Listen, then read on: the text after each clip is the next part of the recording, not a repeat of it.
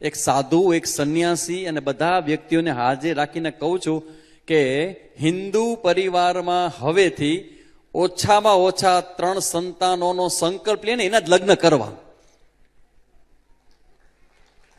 3 સંતાનો ન કઈ લગ્નનો સંકલ્પ નહીં લેવડાવવાનો.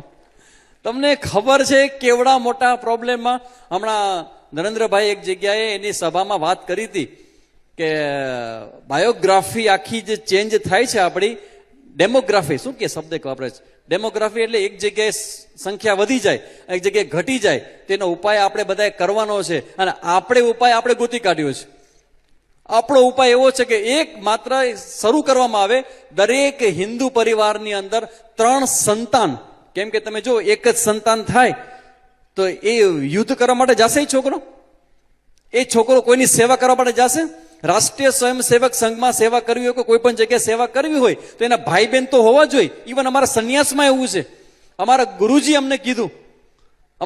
અમને કીધું કે તમારે સંન્યાસ જોતો હોય ને તો તમારા ભાઈ હોવો જોઈએ.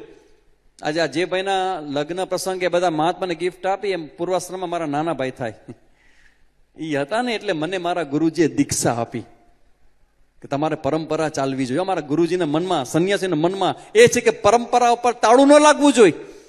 તો આજે હું કહેવા માટે એક સંન્યાસી બનીને તમારી વચ્ચે ઊભો છું કે 3 સંતાનોનો વિચાર છે એ દરેક પ્રમુખે એના સમાજની અંદર ફેલાવો.